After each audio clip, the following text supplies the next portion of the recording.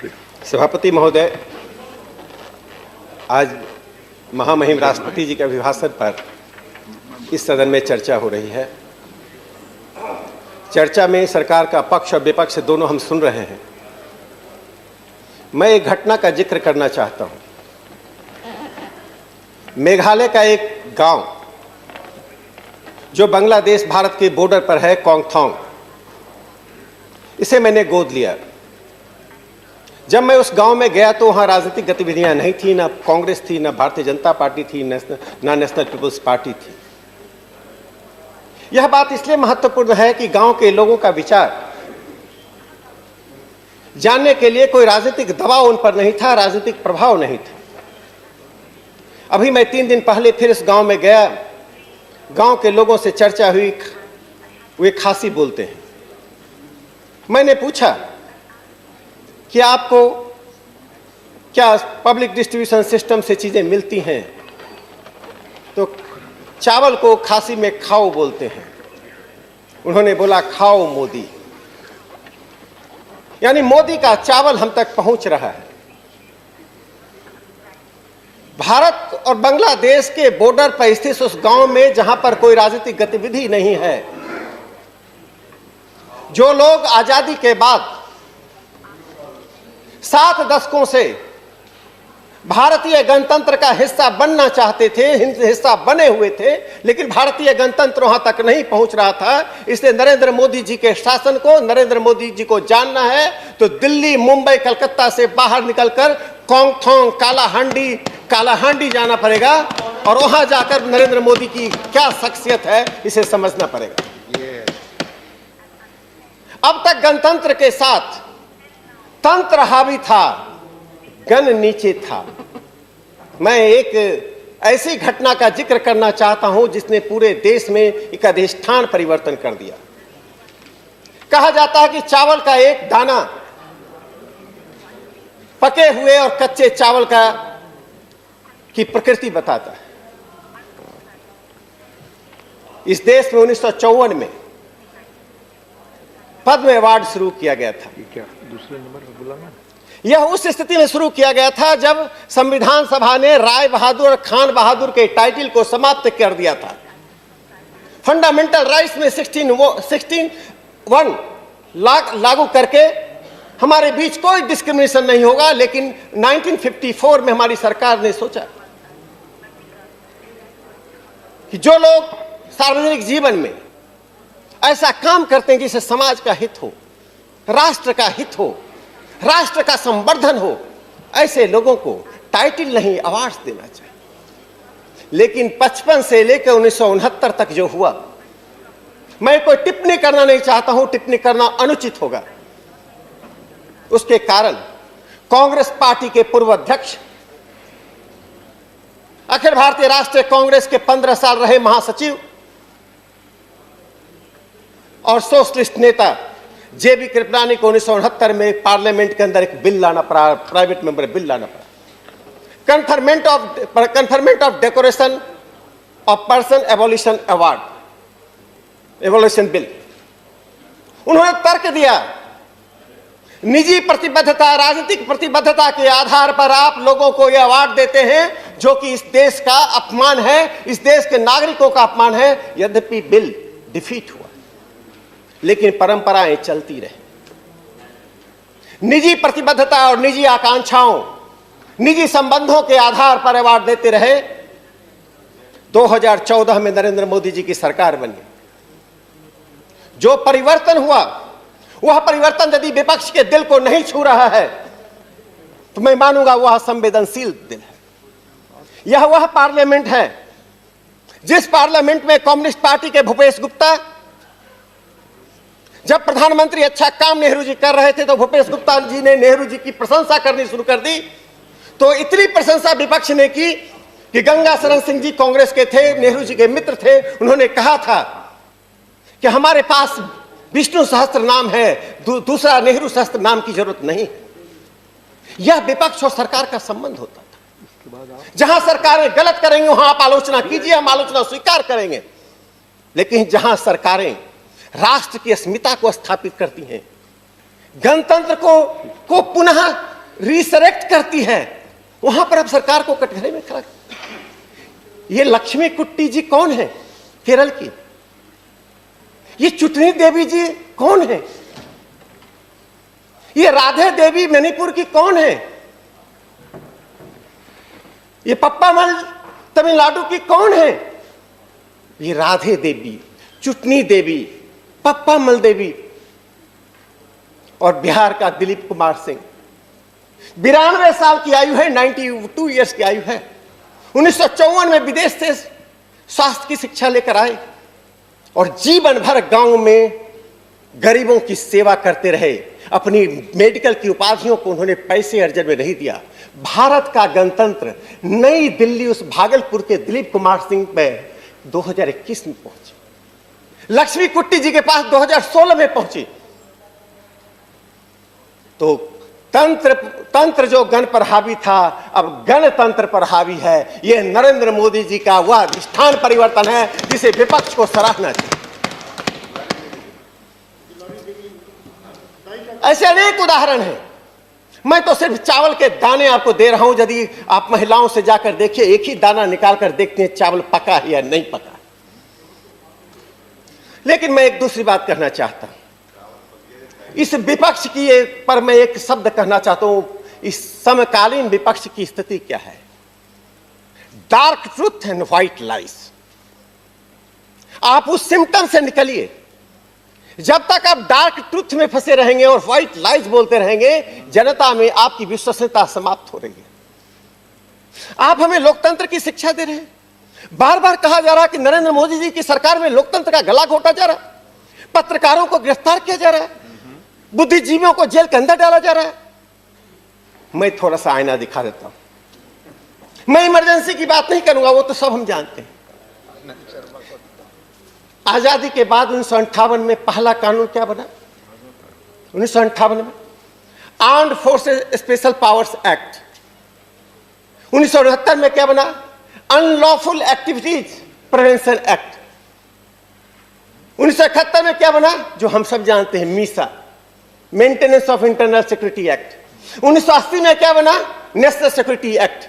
1985 में क्या बना? टाडा। और ज्ञानी जैल सिंह जी नहीं होते, मैं अपने पूर्व राष्ट्रपति माननीय ज्ञानी जैल सिंह जी को नतमस्तक होना चाहता हूं। उन्होंने अपनी ही सरकार के पोस्टल बिल अमेंडमेंट को रोक दिया, जिसमें राजीव गांधी जी की सरकार कह रही थी कि हम पोस्ट ऑफिस से गुजरने वाली हर चिट्ठी को पढ़ने का अधिकार रखते हैं। फिर से लाने की कोशिश की और आप हमें कह रहे हैं टाडा के अंतर्गत 53,000 लोगों को जेल में डाला गया, 53,000 लोगों को। 7 साल बाद सिर्फ 434 लोगों को सजा मिली थी। एक और घटना का जिक्र करके मैं आगे बढ़ना चाहता हूं। 1949 की घटना है। हम सब ने तीसरी कसम फिल्म देखी होगी, मैं तो नहीं देखा लेकिन मैं जानता हूं। उसके गायक हैं मजहूर सुल्तानपुरी। वो दुनिया बनाने वाले, तूने कैसी दुनिया बनाई, काहे को दुनिया बनाई। ये गाना कहां लिखा गया? ये जेल के अंदर गाना लिखा गया। राज कपूर मजहूर सुल्तानपुरी से जेल के अंदर गए गाना लिखवाने के लिए। क्या हुआ था? बंबई के मिल मजदूरों के बीच में भाषण करते हुए मजहूर सुल्तानपुरी ने सिर्फ यही तो आलोचना की थी, कॉमनवेल्थ के की सदस्यता आप क्यों ले रहे हैं। तब जनसंघ से लेकर सोशलिस्ट और कम्युनिस्ट पार्टी के बीच सहमति थी कि उपनिवेशवादी शासन के अंतर्गत जब हम रहे हैं, हम कॉमनवेल्थ के सदस्य नहीं बनेंगे। मजहूर सुल्तानपुरी ने तो यही कहा था। मन में जहर डॉलर का लेकर, मन में जहर डॉलर का बसा है, यही तो कहा था। कॉमनवेल्थ की गुलामी करते हो। उनको 2 साल जेल के अंदर रख दिया गया था, मजहूर सुल्तानपुरी को। और तभी राज कपूर उनके पास गए, इसलिए कि उनके घर की हालत खराब थी। उसमें गाय को 250 रुपए दिए जाते थे कि जाओ एक गाना लिख दो। मैं आगे बढ़ना चाहता हूं। प्रधानमंत्री नरेंद्र मोदी जी की शख्सियत की बात यूनाइटेड नेशन कर रहा है। 150 देश के राष्ट्राध्यक्ष कह रहे हैं कि कोविड नेशनलिज्म से बाहर निकलकर आप कोविड ग्लोबलिज्म में चले गए। हम चाहते तो कोविड के वैक्सीन का उपयोग व्यापार के लिए कर सकते थे, हम डिप्लोमेसी के लिए कर सकते थे, लेकिन मानवीयता के सवाल पर नरेंद्र मोदी जी की सरकार डिप्लोमेसी नहीं करती है, स्वार्थ नहीं करती है। हम स्वार्थ और डिप्लोमेसी से ऊपर उठकर अपना काम करते हैं। मैं एक और आगे बढ़ना चाहता हूं। कैसे अधिष्ठान परिवर्तन हुआ है? 1931 में 20 अक्टूबर 1931 को महात्मा गांधी ने royal institute of international affairs में एक भाषण दिया था लंदन में, जिसमें उन्होंने कहा था जब ब्रिटेन भारत में आया तो चीजों को एज इट इज रखने की जगह उसने क्या किया? They started scratching the soil and looking at the roots. और क्या हुआ? They left the roots as they were and the beautiful tree perished. उन्होंने भारतीय शिक्षा के बारे में बताया था कैसे एक सुंदर वृक्ष को ब्रिटेन ने समाप्त कर दिया। उसी साल 1931 में बंगाल में आशुतोष मेमोरियल लेक्चर हुआ। कृष्णचंद्र भट्टाचार्य जी ने कहा था कि जब तक ideas in Swaraj, Swaraj in ideas नहीं होगा, विचारों का स्वराज नहीं होगा, तब तक देश स्वतंत्र नहीं हो सकता। गुलामी किस प्रकार से विचारों और संस्कृति में आती है उसका उन्होंने विवेचन किया था, भाषा के द्वारा, संस्कृति के द्वारा, विचारों के द्वारा। ये 31 के दो भाषण हैं, एक तरफ गांधी जी लंदन में, दूसरी तरफ आशुतोष मेमोरियल लेक्चर कोलकाता में। क्या हुआ? आजादी मिली, हम सब जानते हैं। आप सोशल साइंस की किताबों को ढूंढ लीजिए, राजनीतिज्ञों का भाषण सुन लीजिए। यूरोसेंट्रिक पॉलिटिक्स, यूरोसेंट्रिक विचार हमारे समाज अध्ययन को डोमिनेट करता रहा है। हम समाज अध्ययन में, हम विचारों के क्षेत्र में यूरोप की गुलामी करते रहे। आप प्रधानमंत्री नरेंद्र मोदी जी का भाषण सुन लीजिए, उनके सारे मन की बात सुन लीजिए, पार्लियामेंट के स्पीच को सुन लीजिए। इन्होंने पहली बार यूरोसेंट्रिज्म को गुड बाय कहा। पूरा भाषण इंडिया सेंट्रिक है, भारतीय संस्कृति के सेंट्रिक है, भारत के संसाधनों से जो बौद्धिकता आती है उसे उन्होंने देश दुनिया को बताने की कोशिश की है। क्या यह अधिष्ठान परिवर्तन नहीं है? क्या हम आजादी की दूसरी लड़ाई नहीं लड़ रहे हैं जब विचारों की स्वतंत्रता के लिए भारत 130 करोड़ जनता कदम बढ़ा रही है और प्रधानमंत्री नरेंद्र मोदी जी उसका नेतृत्व कर रहे हैं? देखिए, मैं उस मॉडर्निटी की बात नहीं करूंगा, चूंकि आनंद शर्मा जी तुरंत कहेंगे उनको अब संसद में लाइए। मैं उनको अब संसद में कहां से लाऊंगा? मैं उनकी मॉडर्निटी की बात नहीं कर रहा हूं, लेकिन नरेंद्र मोदी जी की जो आधुनिकता की परिभाषा है, उस परिभाषा में मैं बताना चाहता हूं decolonisation of Indian mind, de-Europeanization of ideas, de-Europeanization of the administrative structures। इन तीन बातों को लेकर हमारी सरकार आगे बढ़ रही है। उसका मैं दो उदाहरण देना चाहता हूं। नेशनल रिसर्च फाउंडेशन का नई शिक्षा नीति में गठन किया गया है। 1775 में एडम फर्गसन ने, माननीय राकेश जी बस एक मिनट में खत्म करें। एडम फर्गसन ने मैकफर्सन को कहा था, अपना शिष्य था मैकफर्सन का, go to India to discover, to collect and to translate the Indian literature. 1775 से लेकर 2020 तक हम यूरोप के द्वारा ट्रांसलेटेड, यूरोप के द्वारा शोध किए हुए चीजों को पढ़ते रहे, लिखते रहे। ऐसा नहीं हो सकता है। आज पहली बार नेशनल रिसर्च फाउंडेशन में अपनी भाषाओं को, अपनी संस्कृति को अनुवाद करना, उन पर शोध करना, यह भारत की नई परंपरा बनी है। बस मैं एक चीज के साथ मैं समाप्त करना चाहता हूं। सभापति महोदय, एक बात विपक्ष को समझ लेना चाहिए। संजय सिंह जी उस दिन बोल रहे थे, कंक्लूड करें, आपका समय खत्म हो गया, पार्टी के अंदर से समय जाएगा। आप अपने दूसरे कलीग का समय लेंगे, जैसा माननीय चेयरमैन ने कहा। कोई बात नहीं, मैं बात कर लूंगा। तो क्या कहा संजय सिंह जी ने? कहा रिपब्लिक डे की बात कर रहे थे।